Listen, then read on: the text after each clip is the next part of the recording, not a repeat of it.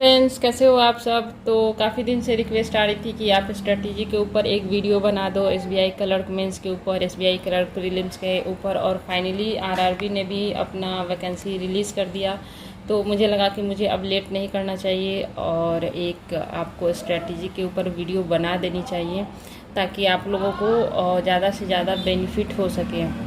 तो चलो, और टाइम वेस्ट ना करते हुए मैं वीडियो स्टार्ट करती हूँ। तो सबसे पहला पॉइंट मैंने यहाँ लिखा था, don't follow anyone, make your own strategy according to your weak areas. ठीक है। तो आपको जो भी मैं स्ट्रेटजी बताऊं, मैं आपको ये नहीं बोलूँगी कि आप 5 बजे उठ जाओ, 5 से 7 आप न्यूज़पेपर पर हो, 7 से 9 वो कैब पर हो, 9 से 11 टेबल पर हो। ये सारी चीज़ें मैं नहीं बताने वाली, क्योंकि क्या होता है कि कोई 5 बजे जगता है, कोई 7 बजे जगता है, कोई 9 बजे जगता है। तो आपके पास 24 आवर्स है प्रिपरेशन के लिए, है ना। 24 आवर्स है। ज़रूरी नहीं कि आप इतने ही बजे उठ के पढ़ाई करो। जैसे मैं स्टडी करती थी तो मुझे रात में पढ़ना पसंद था। ठीक, मुझे रात में स्टडी करनी बहुत ज़्यादा पसंद थी और पूरी पूरी रात में जग के पढ़ाई कर लेती थी। तो सबका अपना अपना टाइमिंग होता है, कंफर्टेबल टाइमिंग होता है कि किसको कौन सा टाइम पसंद है ना।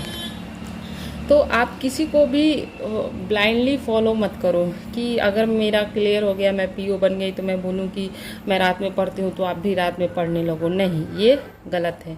तो ये सारी चीज़ें मैं आपको नहीं बताने वाली कि आप इतने बजे उठो, इतना से इतना टेबल करो, इतना से इतना वोकैब करो, है ना। तो ये सारी चीज़ें यहाँ पे नहीं होने वाली हैं।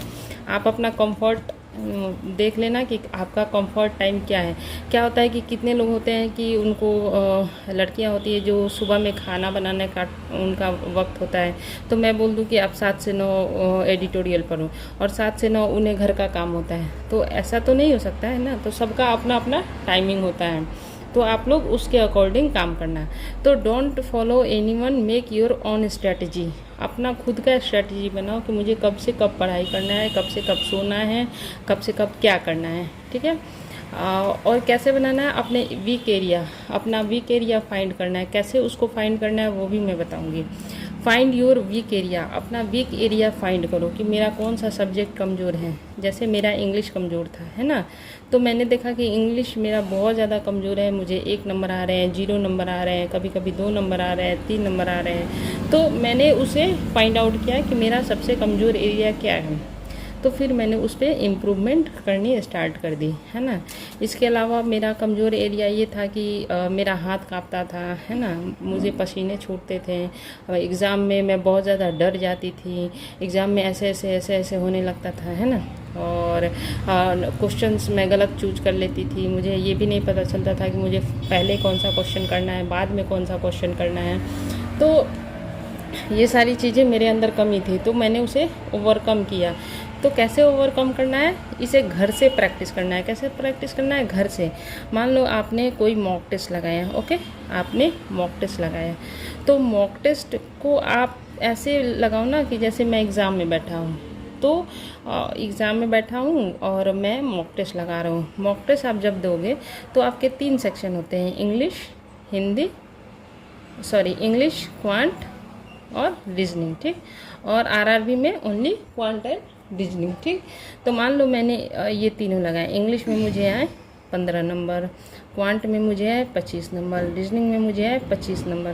तो यानी कि मेरा कौन सा एरिया कमज़ोर है, इंग्लिश में मेरे स्कोर कम आ रहे हैं। तो मैं इस पे ज़्यादा फोकस करूँगी। मैं सोचूंगी कि इस पे कैसे ज़्यादा से ज़्यादा मैं और ज़्यादा स्कोर गेन कर सकूँ, है ना। तो मॉक टेस्ट के द्वारा आप अपना वीक एरिया ढूंढें। मान लो टाइम एंड वर्क का कोई क्वेश्चन आया, ठीक, कोई क्वेश्चन आया और उस टाइप के क्वेश्चन आप मॉक टेस्ट में नहीं बना पा रहे हो, इसका मतलब है कि एक्चुअल एग्ज़ाम में भी अगर उस टाइप के क्वेश्चन आए तो आप नहीं बना पाओगे। तो ये आपका वीक एरिया हो गया। ठीक। मान लो रीजनिंग में आपका सीटिंग अरेंजमेंट आया। सीटिंग अरेंजमेंट में आप वो सर्कुलर नहीं, उत्तर और दक्षिण की तरफ, यानी कि फेस जो है इन और आउट में आपको दिक्कत हो रहा है। ठीक, आप नहीं बना पा रहे हो मॉक टेस्ट में, यानी कि एक्चुअल एग्ज़ाम में भी आप नहीं बना पाओगे। ये मत सोचना कि नहीं नहीं मैं तो मॉक टेस्ट में नहीं बना रहा हूँ लेकिन एक्चुअल एग्ज़ाम में मैं बना लूँगा, नहीं, ये आपकी सोच गलत है। अगर आप घर पे नहीं बना पा रहे हो तो आप एक्चुअल एग्ज़ाम में भी नहीं बना पाओगे। ठीक, तो आपको अपना वीक एरिया फाइंड करना है। ओके, तो ये तो मोस्ट इम्पॉर्टेंट 2 चीज़ हो गई जो मैं आपको बोलूँगी कि आपको फॉलो करना है।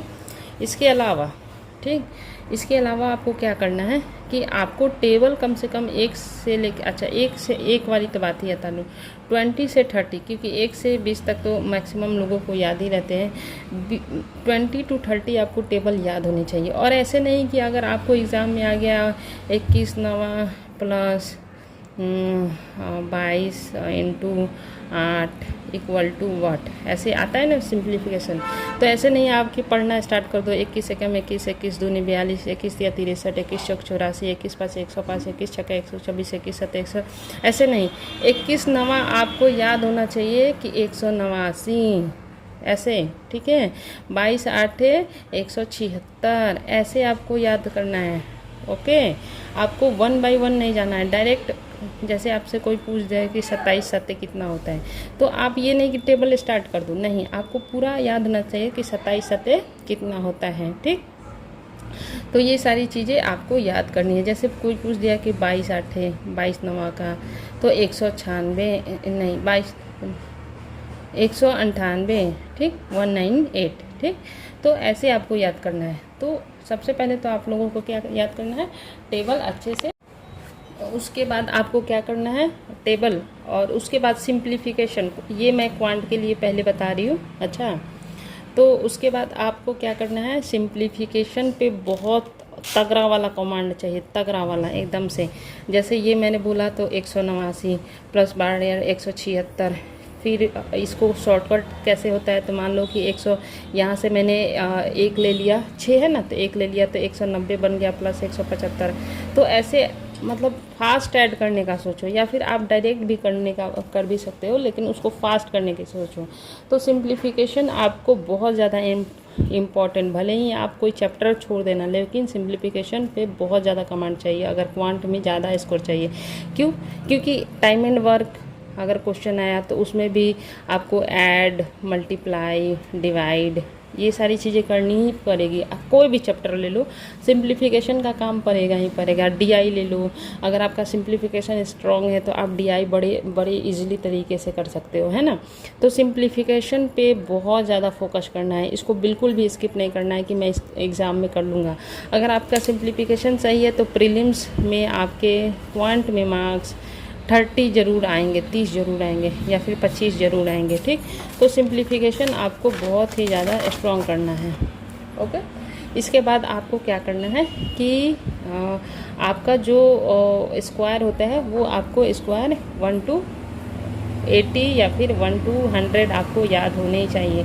आप कोई भी शॉर्टकट के पीछे मत भागना कि होता है ना कि लोग शॉर्टकट बताते हैं, है ना, कि 25 का स्क्वायर कैसे निकालना है, शॉर्टकट 26 का, ये सारी चीज़ें एग्ज़ाम में फ़ेल हो जाती हैं। ओके, ये सारी चीज़ें एग्ज़ाम में फ़ेल हो जाती हैं। ओके, तो शॉर्टकट नहीं याद करना है, मेहनत करना है थोड़ा सा इसको। और कैसे याद करना है, जैसे मैंने टेबल बताया ना कि कहीं से भी उठा के पूछ दो, वैसा टाइप का। ओके, तो उस टाइप का आपको टेबल, ये सारी चीज़ें याद करनी है। तो यहाँ तक आप कर सकते हो। इसके बाद आपको क्यूब याद करना है। क्यूब आपको 1 से 20 तक, बस इतना ही आपको क्यूब याद करना है। इससे अधिक आपको क्यूब याद करने की ज़रूरत नहीं है, इससे ऊपर नहीं आता है, 1 से 20 तक बस। बाकी आप स्क्वायर ज़्यादा से ज़्यादा कर सकते हो। अच्छा, इसके बाद आपको करना क्या है कि आपको ऐसे 7-8 चैप्टर ही होते हैं मात्र क्वांट में, जैसे time and work, time distance, उसके बाद ट्रेन, उसके बाद आपका हो गया एवरेज, उसके बाद हो गया आपका, है ना। तो लोग बोलते हैं कि मैं डीआई बनाऊं या फिर मैं ये सारी चैप्टर पढूं, किस पे ज़्यादा फोकस करूं। सबसे पहली बात है ना कि आपको ओनली बेसिक पे ध्यान देना है ना। जब तक आपका ये सारी चीज़ें का बेसिक आप नहीं जानोगे ना, तो आप डीआई नहीं कर पाओगे, क्योंकि आजकल डीआई जो होता है ना वो किसी पे आधारित आ सकता है, टाइम एंड वर्क पे, एवरेज पे, और कौन सा चैप्टर होता है, ट्रेन पे, और एज पे, किसी के ऊपर भी आपका डीआई आ सकता है। तो आप ये सोच रहे हो कि बस डीआई बना लूँगा, सिंपल सा हो जाएगा, नहीं, आपको बेसिक बहुत बढ़िया से करना है। आपको अगर टाइम एंड वर्क नहीं आ रहा है, आपको समझ में नहीं आ रहा है, तो एक बार नहीं आ रहा है, 2 बार नहीं आ रहा है, 3 बार नहीं आ रहा है, 4 बार, छोड़ो मत, किसी भी चैप्टर को छोड़ो मत कि मैं इस चैप्टर को छोड़ देता हूँ, बाद में पढ़ लूँगा, देख लूँगा, ये तो आता नहीं है। नहीं, हो सकता है कि आप एग्ज़ाम में बैठे और आपका डीआई टाइम एंड वर्क पे आ गया, स्कोर उसके 5 नंबर होते हैं, है ना। तो उसको आपको क्या करना है कि बार बार पढ़ना है। बार बार पढ़ने से कुछ भी पॉसिबल। जब मैं बिना स्कूल बिना कॉलेज के, है ना, जब मैं 0 से लेके 96 तक का सफ़र तय कर सकती हूँ अपनी मेहनत के दम पे, आप क्यों नहीं कर सकते हो, है ना। Nothing is impossible, nothing is impossible, बस ये हमारे ऊपर होता है। तो ये क्या करना है आपको, बेसिक सबसे पहले बहुत ज़्यादा स्ट्रॉन्ग करना है। इसके लिए आप किसी को भी फॉलो कर सकते हो। जाए मैं 3-4 टीचर का नाम बता देती हूँ, अमर सर, लोकेश शर्मा सर, आशीष अरोरा सर, क्वांट के लिए बेस्ट है। अब मैं ये नहीं बोलूँगी कि आप इन्हीं को फॉलो करो, आपको जो अच्छा लगे टीचर आप सबसे पढ़ के देखना, जिनका आपको ज़्यादा समझ में आए बस उन्हीं को फॉलो करना, ठीक है। इसके बाद मैंने आपको टीचर का नाम बता दिया, आपको जो अच्छा लगे उससे पढ़ना। और इसके अलावा भी अगर आपके पास कोई टीचर है जिनसे आप पढ़ते हो तो उन्हीं को कंटिन्यू करना, मेरे कहने पे किसी को भी फॉलो मत करना। उसके बाद आती है बात की प्रीलिम्स और मेंस, ठीक, प्रीलिम्स और मेंस, है ना। तो इन दोनों की प्रिपरेशन कैसे करें, जैसे क्वांट की मैं अभी बात कर रही हूँ, तो सबसे बेस्ट तरीका होता है मॉक टेस्ट। क्या होता है मॉक टेस्ट में जो होता है वो लेटेस्ट वर्जन्स आते हैं, जो भी लेटेस्ट क्वेश्चन पूछे जाते हैं वही क्वेश्चन वो लोग रखते हैं। तो आपको मॉक टेस्ट लगाना है। मॉक टेस्ट लगाने के बाद आपको देखना है कि आपको किस टाइप के क्वेश्चन नहीं बन रहे हैं, उस टाइप का क्वेश्चन आपको प्रैक्टिस करना है। और मेंस का जो मॉक टेस्ट होता है वो आपको, अगर आपका बेसिक अच्छा है तो मेंस का ही आप मैक्सिमम लगाओ। और ऐसा भी कर सकते हो कि आप सबमिट भी कर सकते हो पहले और बाद में क्वेश्चन को सॉल्व करना है। अच्छा, मेंस का भी प्रिपरेशन आपको आशीष अरोड़ा सर, लोकेश शर्मा सर और अमर सर, ये सारे टीचर मेंस का भी प्रिपरेशन कराते हैं। तो आप लोग इनका वीडियो देखें, इनको फॉलो करें। और चाहे वो रीजनिंग हो, चाहे वो इंग्लिश हो, चाहे वो क्वांट हो, आपको क्या करना है, प्रीवियस ईयर का क्वेश्चन देखना ही देखना है, चाहे वो प्रीलिम्स का हो या फिर मेंस का हो, कि हमारा प्रीवियस ईयर में क्वेश्चन कैसा पूछा गया। बिना इसको एनालिसिस किए आप एग्ज़ाम में मत जाना, ठीक है। एकदम मैं स्ट्रांगली बोल रही हूँ इस चीज़ को, आपको प्रीलिम्स और मेंस का प्रीवियस ईयर क्वेश्चन लगाना ही लगाना है, चाहे वो 5 साल का लगा लो, आपको बहुत जगह मिल जाएगा, है ना। बस आपको सर्च करना होता है यूट्यूब पे कि प्रीवियस ईयर आज question SBI PO, IBPS PO। अब ये नहीं कि मैं SBI क्लर्क देने जा रहा हूँ तो बस SBI क्लर्क का ही सॉल्व करूँगा, नहीं। आप कोई भी, जो भी आपका अभी कंपटीशन में है ऑर्गेनाइजेशन, जैसे IBPS, SBI PO और SBI क्लर्क, ऐसा नहीं कि SBI क्लर्क लगाने जा रहे हो तो बस इसी का देख रहे हो प्रीवियस ईयर, नहीं, PO का भी देख लो, IBPS PO का भी देख लो। क्यों? क्योंकि हो सकता है कि ये वाला पैटर्न इसमें पूछ दिया जाए, है ना। तो आपको हर प्रीवियस ईयर का हर टाइप के क्वेश्चन देखने ही देखने हैं और बनाने ही बनाने हैं। मोस्टली क्या होता है कि प्रीलिम्स में मिलते जुलते ही क्वेश्चन पूछे जाते हैं, है ना। तो आपको ये करना है। तो ये तो रही क्वांट का कि आपको कैसे करना है। पहले आपको टेबल बढ़िया से याद करने हैं, स्क्वायर क्यूब आपको याद करने हैं। इसके बाद आपको और टेबल और स्क्वायर जब भी याद करो तो आप अपने घर में किसी से भी बोल दो कि तुम मुझसे पूरे दिन पूछते रहो, है ना। या फिर आप कहीं कुछ भी थोड़ा सा रिलैक्स फील कर रहे हो ना, रिलैक्स मूड में हो, तो बस आप अपने दिमाग में सोचो कि 22 नवा क्या होता है, 23 नवा क्या होता है, 24 नवा क्या होता है, 24 छक्का क्या होता है। तो आप अपने दिमाग में उसको ट्रेनिंग दो, दिमाग को ट्रेनिंग, रिकॉल करने की ट्रेनिंग दो। तो इससे आपको एग्ज़ाम में भी वही चीज़ होती है। तो आपको ऐसे क्वांट का सेक्शन करना है। रीजनिंग में भी सेम ही होता है, रीजनिंग में भी आपको प्रीवियस ईयर के क्वेश्चन देखने ही देखने हैं।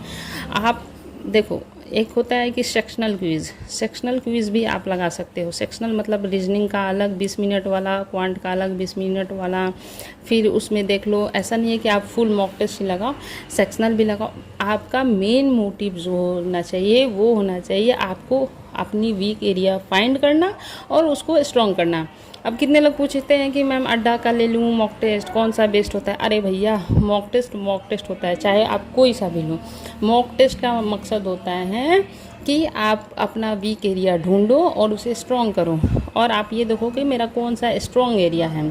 तो मॉक टेस्ट आप कोई सा भी लो मार्केट से, कोई फ़र्क नहीं पड़ता। बस लेटेस्ट जो ऐसा भी नहीं है कि मॉक टेस्ट ऐसा ले लिए जिसमें एसएससी को क्वेश्चन डाल रहे, नहीं। ऐसा मॉक टेस्ट लो जिसमें अपडेटेड क्वेश्चन रहते हैं। तो मैं किसी भी मॉक टेस्ट को ये मतलब सजेस्ट नहीं करती हूँ कि हाँ यही लो मेरे कहने पे, नहीं। आपको अगर अड्डा अच्छा लग रहा है अड्डा ले लो, प्रैक्टिस मॉक अच्छा लग रहा है प्रैक्टिस मॉक ले लो, ओलिव अच्छा लग रहा है ओलिव ले लो।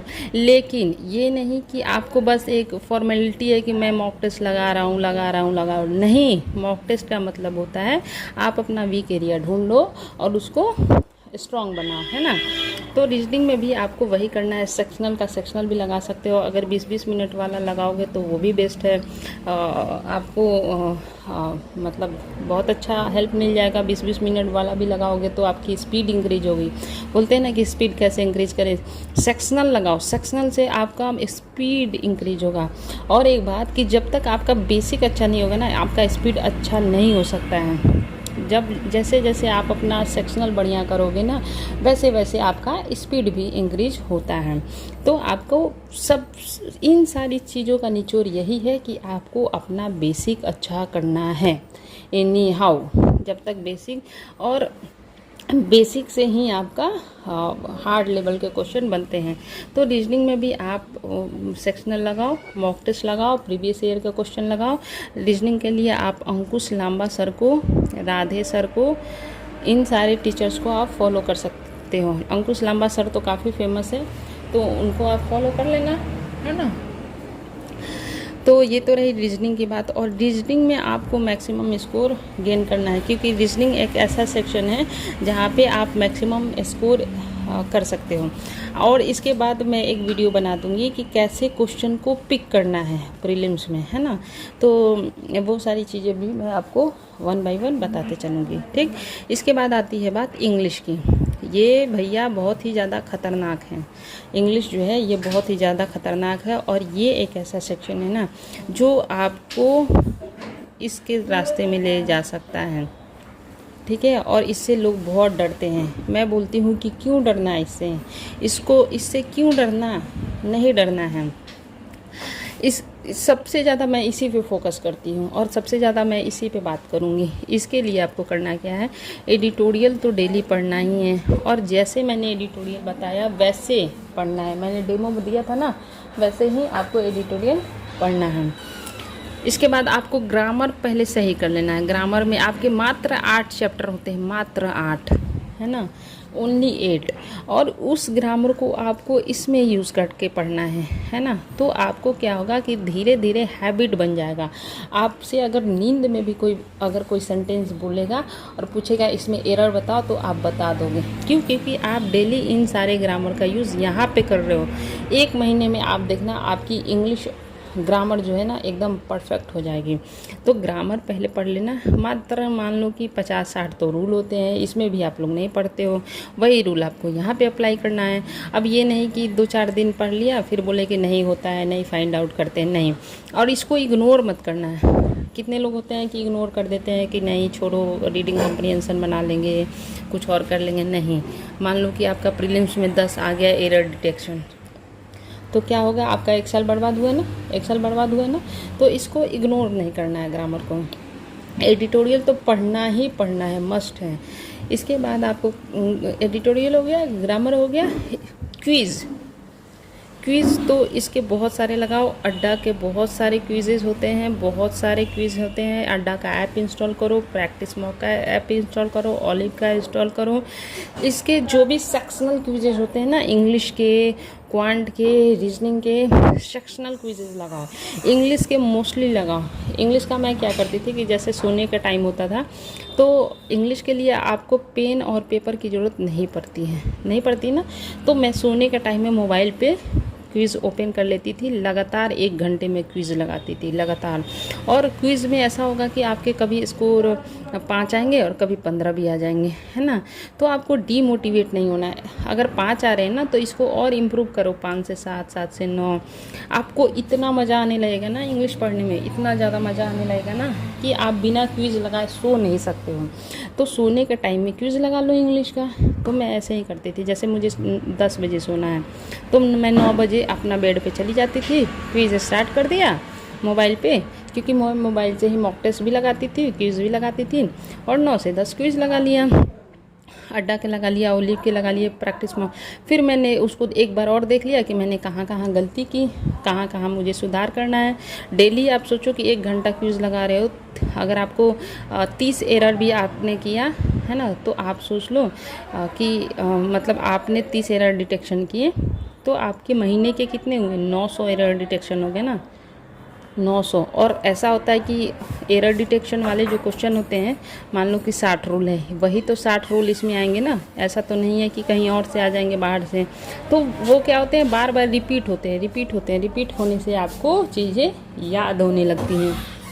ओके, रिपीटिशन से आपको। और उसके बाद आपको मेंस का भी लगाना है, मॉक टेस्ट और क्विज़ लगाना है। और इसके लिए आप, एक और मैम है निमिषा बंसल मैम बहुत अच्छा पढ़ाती हैं। आंचल शर्मा मैम बहुत अच्छा पढ़ाती हैं इंग्लिश। किसी को भी फॉलो कर लेना, आपको जो भी अच्छा लगे। और अगर आप किसी और को फॉलो कर रहे हो तो उसको आप कंटिन्यू करना, है ना। तो इन सारी बातों का निचोड़ बस ये आया।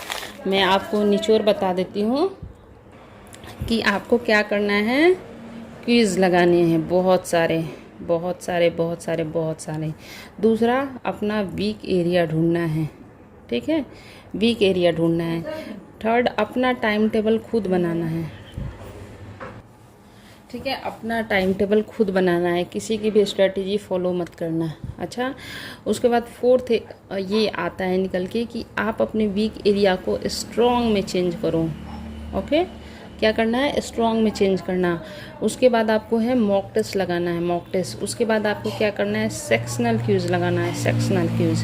ओके, उसके बाद सबसे ज़्यादा इंग्लिश, इससे भागना मत, चाहे कुछ हो जाए, इससे भागना नहीं है, इसको भगा देना है, ठीक।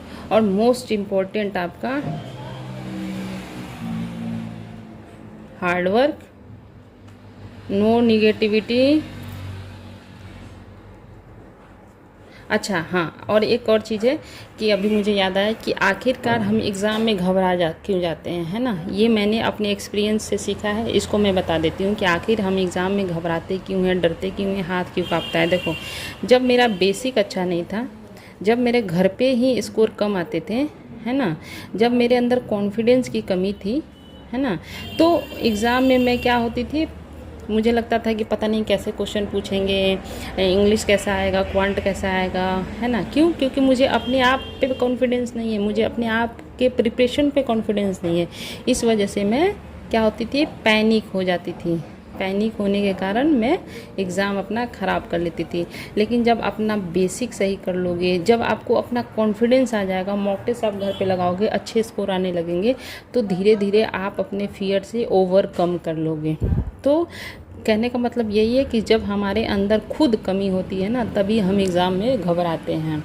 तो उन कमियों को धीरे धीरे दूर करना है। ओके, तो बस यही करना है गाइस, इससे अधिक कुछ नहीं करना होता है। और मेंस के आप वीडियो देखो, प्रीवियस ईयर के क्वेश्चन बनाओ। मैं अगर नहीं समझ में आ रहा है तो उस पर वीडियो सर्च कर लो, यूट्यूब पे बहुत सारे मिल जाएंगे, उनको देखो, उनको समझो और कोशिश करो कि घर से ही हर चीज़ परफेक्ट करने की कोशिश करो, है ना।